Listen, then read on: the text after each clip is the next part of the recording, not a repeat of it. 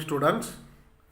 Dear students, last class we have discussed about gauge pressure and absolute pressure.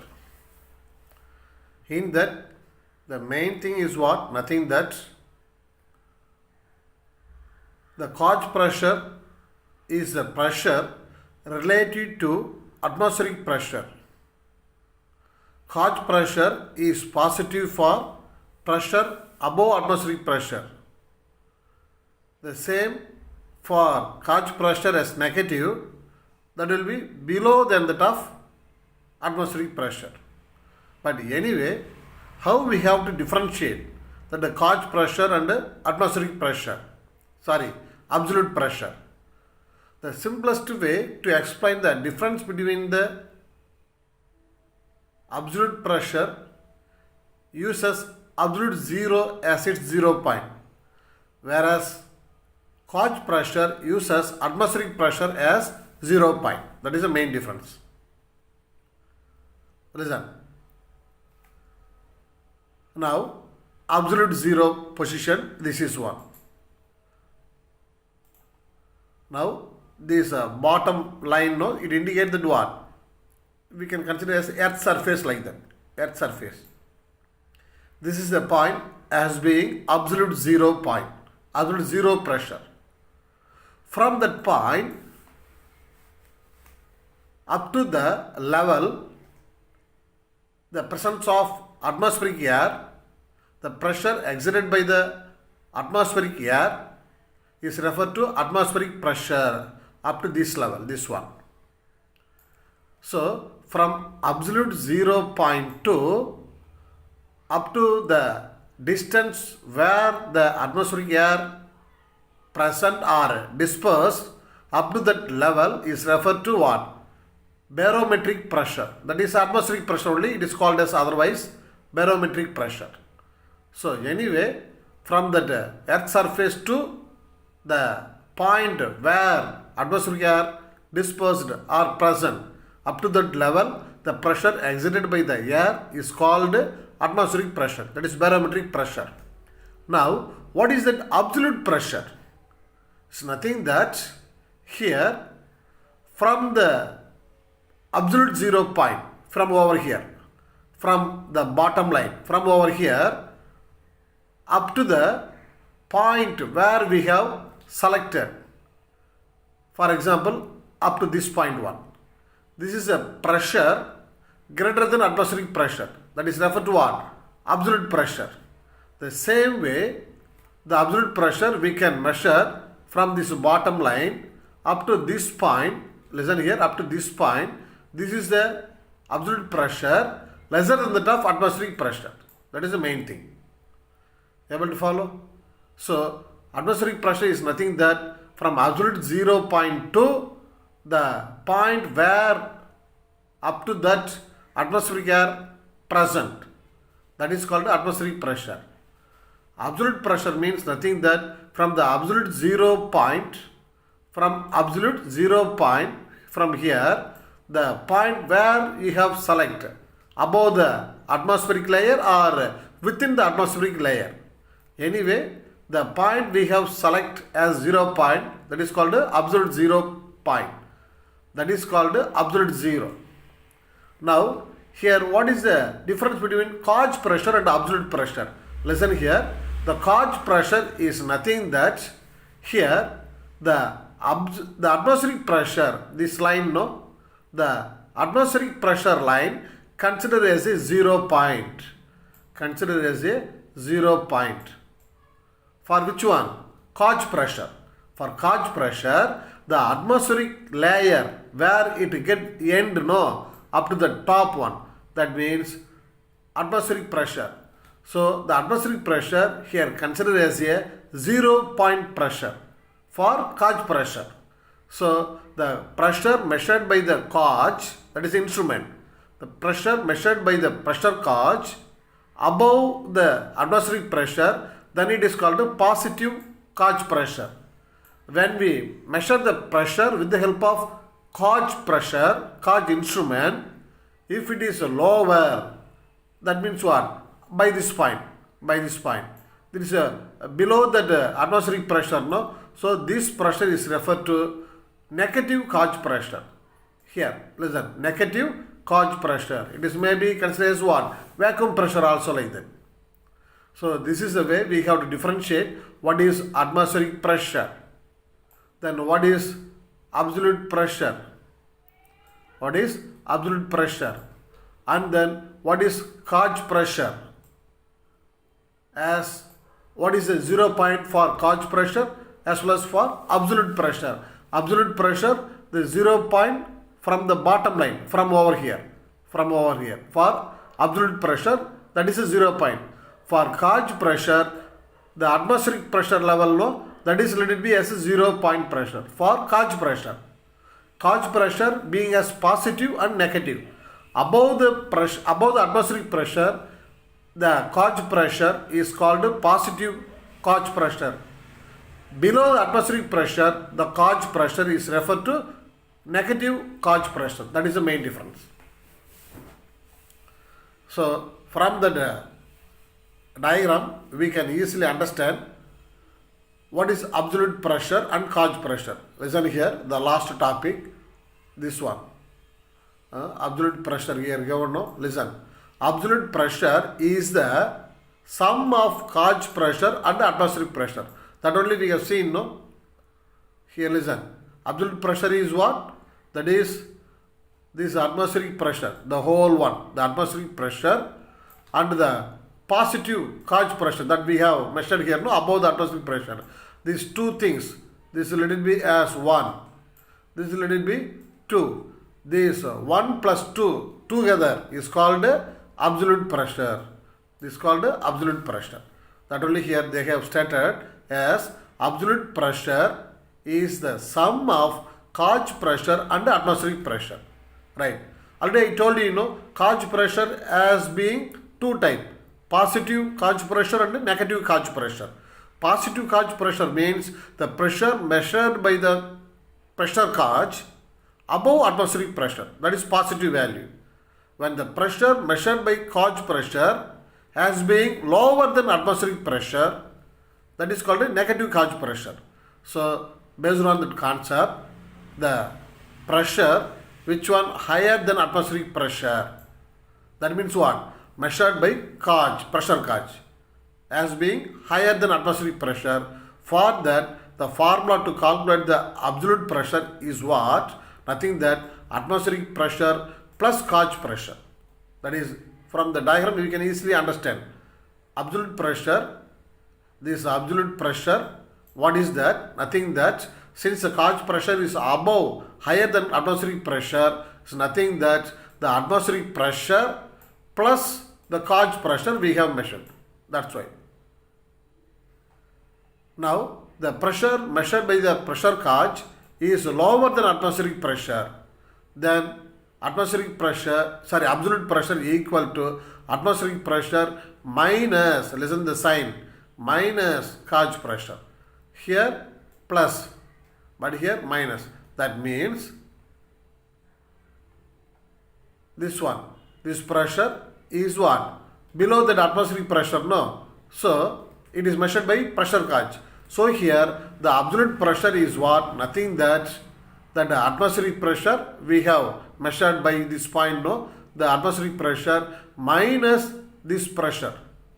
That means what? The negative gauge pressure. That one we have to minus. So this is the formula to calculate absolute pressure, as well as we know that what is the difference between absolute pressure and gauge pressure. Next we move to the same topic in that one. Already we know that the liquid column exert the pressure. That means what? In the liquid column, when we go depth and depth, when we go deep and deep, this is a liquid column. So when we go deep and deep, from top layer to deep and deep, there is increasing of pressure. This, by the same concept, in sea level also, when we go in deep and deep to depth of the sea, there is more pressure. Then that of what is the pressure at a top level, top surface of the sea water. Listen. So that the pressure inside the sea will be more. How many times? It is more than twice the atmospheric pressure when we go deep into the sea water. So, our parts of our body, especially the blood vessel, then soft tissues, cannot withstand with the high pressure. That and all will get damaged. Our blood vessels and all, vein and all will get burst off. Vedichirum. So, in order to avoid that, in order to protect the blood vessel and our soft tissues, we have to wear the special dress that is called scuba. It's the name of the special equipment to carry the people. They are going deep into the sea water. So scuba divers. It's nothing that scuba means nothing that see that first letter of the word self-contained underwater breathing apparatus. So the first letter and all we can add together. That is what? S, C, U and B and A. That is called scuba. Self-contained underwater breathing apparatus.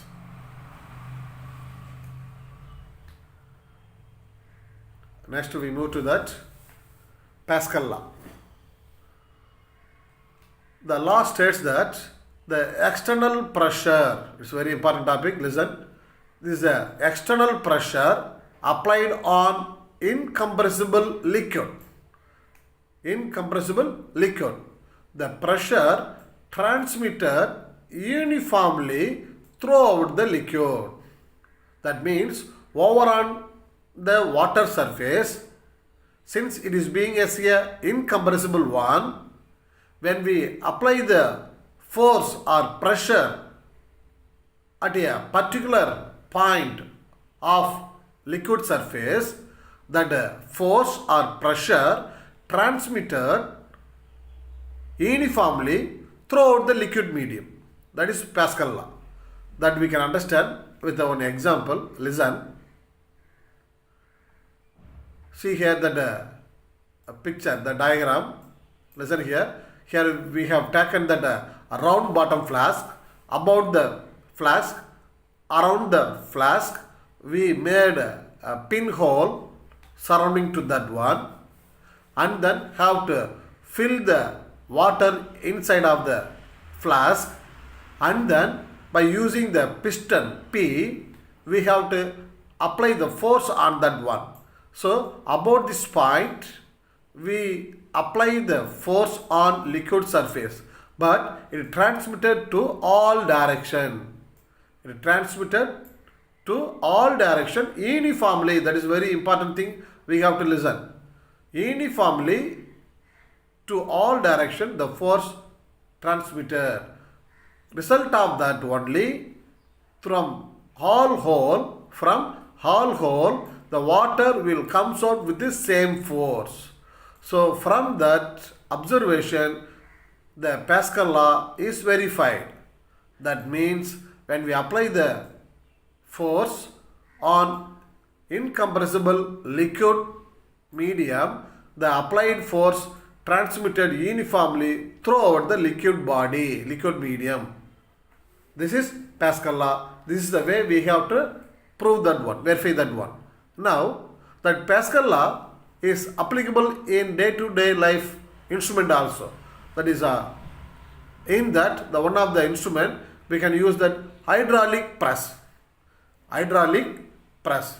That hydraulic press is used to lift the larger, heavier weight object simply by apply the small amount of force or pressure through the small surface area of the liquid. Listen, hydraulic press. Here we have taken that the apparatus having that two different area of cross section cylinder. The first one is a bigger area of cross section. its area of cross section, let it be the capital A, they can given. Then another limb with the smaller surface area.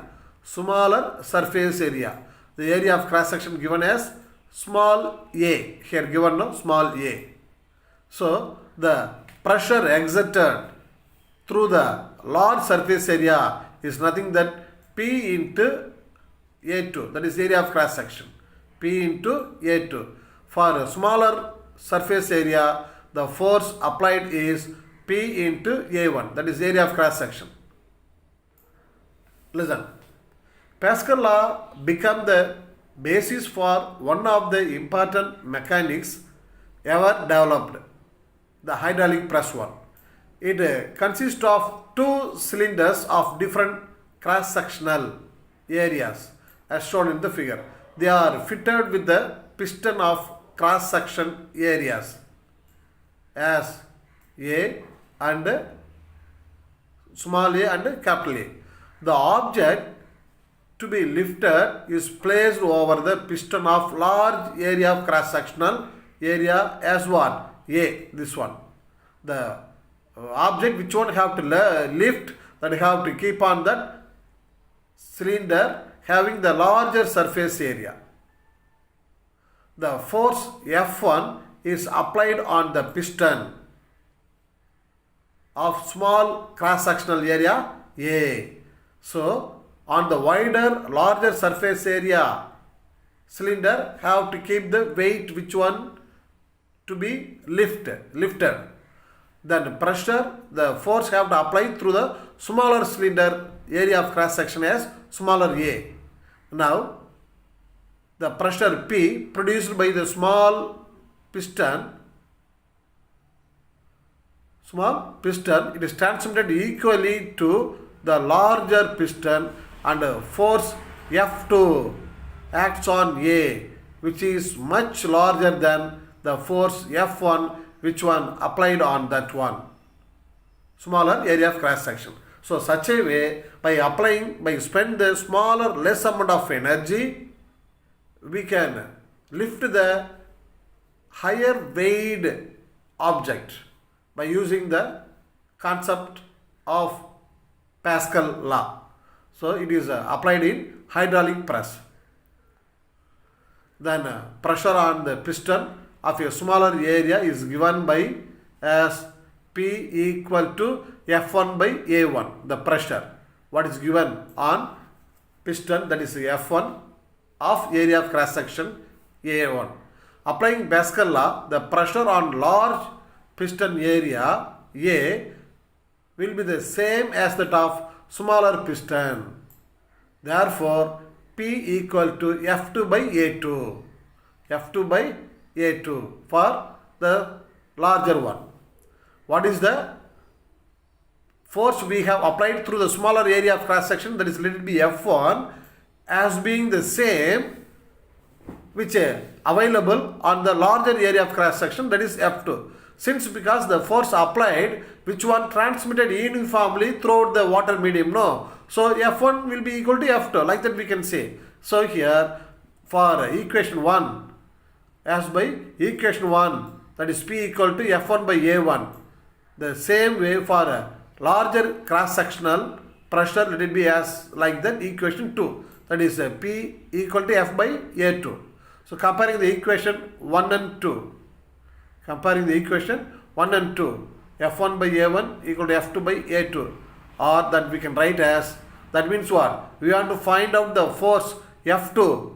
No. So we have to rearrange the equation as F2 equal to F1 into A2 by A1. That means what? F2 have to keep as it is by this side.